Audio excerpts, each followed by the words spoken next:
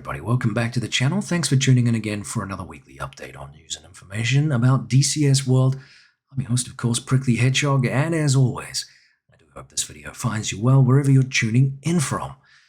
Well, it's Friday, which means another newsletter from Ego Dynamics to look over and digest on parts of, and that's what we'll do here. A little bit shorter on this week's newsletter, but nonetheless, it's not short on detail, especially if you're a stable version player, because right now the game has been updated to 2.7.6.13436. And I want to remind you that this is significant because remember a while back, the stable version of the game always languished a long way behind the open beta version. And for a lot of players, that was a little bit of a sticky point or a little bit of a point of frustration, because obviously a lot of YouTubers were running the open beta version. You would see all these new aircraft, you would see these new developments, and of course you'd have to wait quite a long time before this cool stuff was inserted into the stable version of the game, and certainly even for Steam. So that gulf between the two versions is not quite so acute anymore,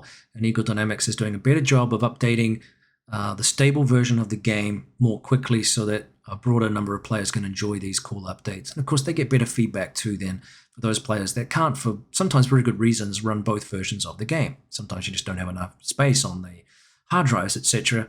Or I've had players that have a metered internet and it's too expensive to download both versions of the game. So, like I said, some good reasons there for not to be running both versions if you are simply unable to do so. Now, what does all this mean? Well, we have, of course, had major updates recently for the open beta version of the game. These should now be featured in your stable version. You should be able to enjoy, hopefully, some of the latest improvements, which includes the channel map right now, which, of course, was updated a couple of weeks ago as part of the release of the Mosquito into early access.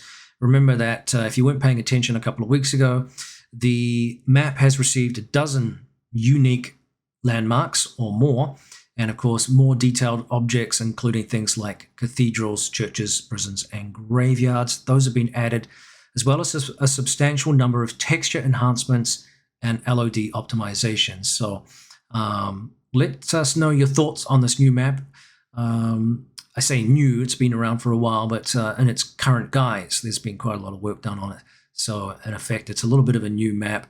It performs fairly well. I notice it's still fairly resource heavy, at least in my system. Obviously, everyone's rig's different, so it may function differently in your game, but it's been fun to fly around on it. And of course, the prisons, such as the Amiens prison, which was a target of the famous Jericho raid, this is also a feature in one of the missions for the Mosquito. Before we move to the next topic, too, speaking of the Mosquito, Reflected Simulations, Greg Gale, who heads that little company up, is doing quite a lot of third-party work for missions and also tutorials for the Mosquito. So he's working on a series of missions for a campaign for the Mosquito, and he's also doing some little tutorial videos on how to get it up, how to land it safely, the various features, and of course some pathfinding stuff as well, which was really, really interesting. So keep an eye out on his YouTube channel. He's garnering a little bit of attention with his work on that. And of course, he's no stranger to DCS World. He's already produced numerous World War II campaigns, as well as some more modern aircraft such as the F-16 in the Zone 5 campaign as an example. So we've got some pretty talented people out there that are producing some really good stuff in the third-party line, and this is obviously highly beneficial for those of you that enjoy stories and enjoy campaigns, and it keeps the game alive if you're unable to play in multiplayer for whatever reasons, because sometimes it's difficult to get to play with other people and time zones and all that kind of stuff, and life too just kind of gets in the way a little bit too, and I've been experiencing a little bit of that myself recently. Well, let's turn our attention now to the Apache, of course, which is, wow, really coming along. We're seeing quite a lot of development information from this aircraft, again, signaling that the work that they have put into this is on song for a possible release later this year. So fingers crossed. It's looking pretty damn promising, I must say. Last week's video from WAG showcased, of course, the 4 19-tube rocket launchers for the Hydra 2.75-inch or 70mm fin-stabilized, unguided air-to-ground rockets that the aircraft is capable of carrying, up to 4 of these rocket launcher tubes, apparently. And yeah, although I understand it's a pretty heavy load. Now, you can apparently load multiple rocket types into a single pod. These will be pre-configured at early access, and manual zone selection that allows the fine-tuning of your loadout will be available later. So some pretty interesting stuff there. I know that we saw from Casmo TV a little bit of an explanation as to how the canting works and why it's set up that way, which was interesting stuff. So check out his video on this release stuff that Eagle Dynamics is producing, because it's kind of an interesting breakdown. Now, the rockets apparently can be deployed independently using the IHADs from either cruise stations or cooperatively, with the co-pilot gunner providing range and bearing information to the pilot via the TADs.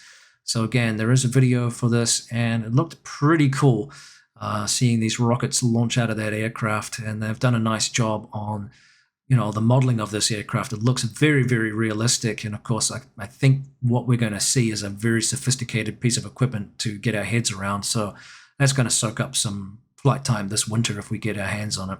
All right, well, let's turn to the development involving the F-16, which has received some attention with regards to the turn rate of the aircraft and also the instantaneous turn rates, which they believe right now are accurate below 20,000 feet, but they're looking at further refinements above 20,000 feet. Now, if you're not familiar with this, of course, this refers to the way in which an aircraft can sustain its turn rate. Now, some aircraft have a very high instantaneous turn rate, which means the G's come on quite quickly, but then they don't sustain it because of, the loss of essentially energy by trying to pull that maneuver. The F-16 can do both. It has quite a high instantaneous turn rate, and then it keeps the G on.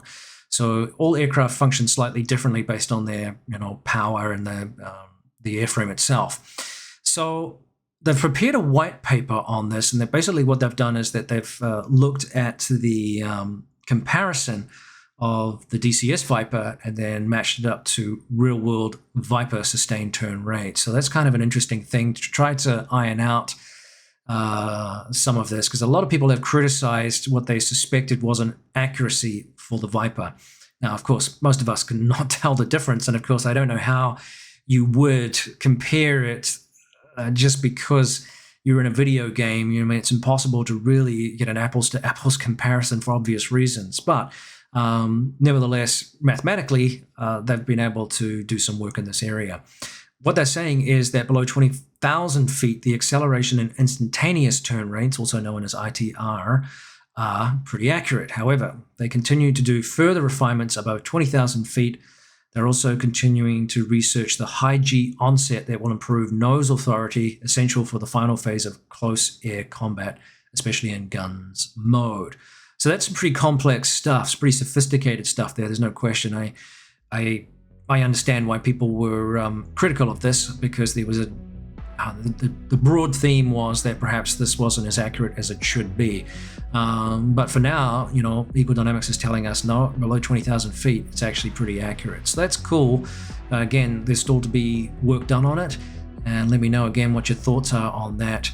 I'm not a real-world pilot, for goodness sakes. I couldn't tell you if in-game it resembles anything that matches the real world. If there are F-16 pilots out there that can beg to differ, love to hear back. But of course, a lot of that stuff is not necessarily able to be discussed, even if it's publicly available, in terms of true capacity or capability of these kinds of aircraft. So there are some restrictions on what we have, even though we, as I said, we have it available in general terms. So again, let me know what your thoughts are. As I said, a shorter video this week in terms of the details that we have, or the amount of information that we have going on, but nonetheless significant, especially with the patch this week that was just a small one for open beta that sort of crushed some bugs that were occurring. So good news there. So we'll wrap it up. Been a long week for me. I hope you're staying safe out there. Take care. Don't forget to like and subscribe and give me your feedback. We've got more stuff planned over the winter period. but I'm a little busy right now. I haven't had a chance to pull together some stuff that I wanted to do. I've got a lot of activities outside of work, and my wife has me doing right now. So the channel has taken a little bit of a hit in terms of my ability to do some of the things I want to do. But hopefully that'll change here in the future. All right. Thank you so much. Thanks for listening. Thanks for tuning in. Give me your feedback, and we'll see you next time. This is Prickly Hedgehog out. Cheers, guys.